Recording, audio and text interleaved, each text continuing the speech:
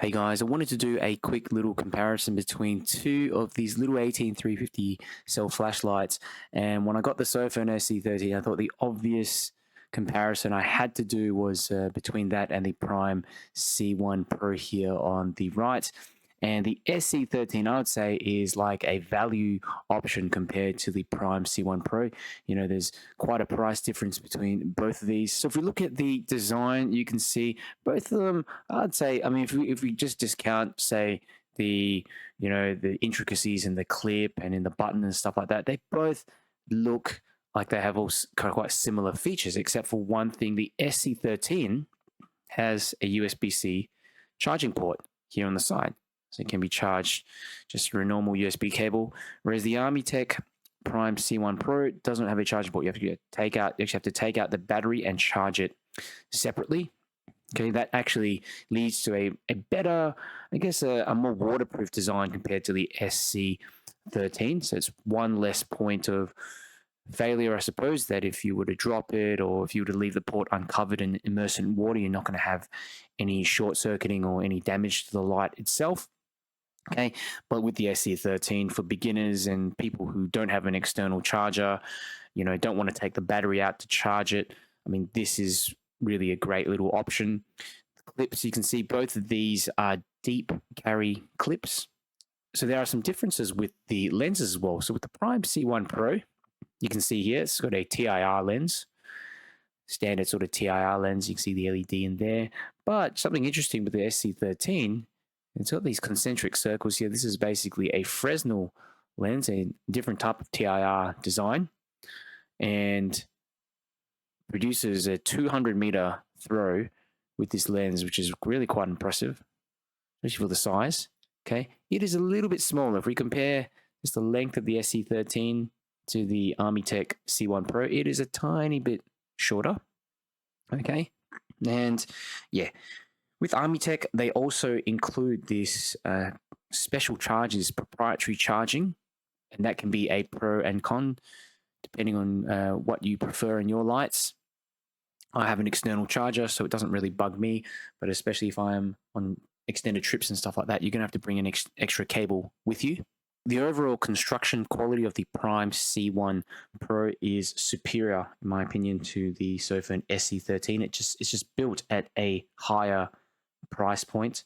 The button itself, even the sturdiness of the button, and you've got this nice stainless steel ring on the outside. The anodizing as well. I mean, this is some of my favorite anodizing I've ever seen on flashlights because they're just so grippy, even when it's wet. Very durable as well.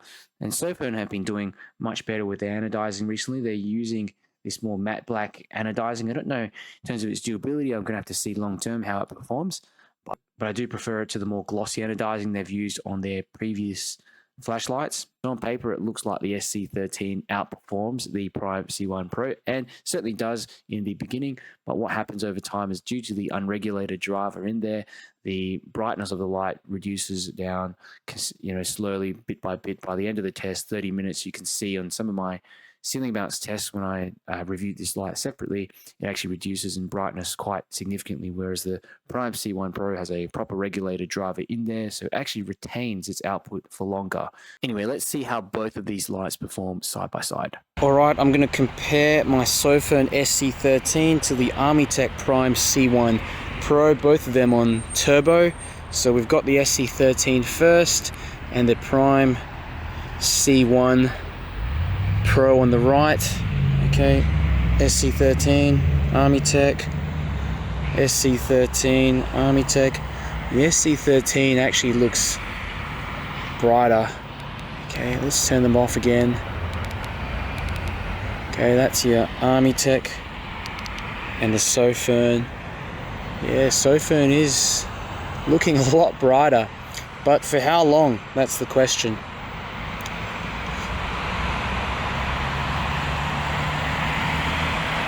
Okay, SC13 still going strong.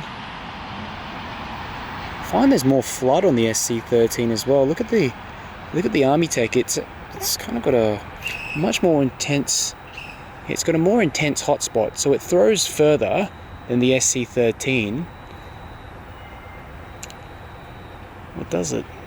It's hard to say. They're both. I think the SC13 probably still throws further, especially if it's on full blast. But I've let them run their course, and you can see here what's happening is that the SC13 is stepping down. Okay, so originally probably, you're going to get a lot more throw out of it and brightness, but the Armytek at the moment is now winning out after a bit of time. Okay, so it's got a proper regulated driver in there. See, Armytek here, and that's the SC13. SC13 on turbo, and the Armytek on turbo again. Let's see. Yeah, so it'll only take a while till it steps down.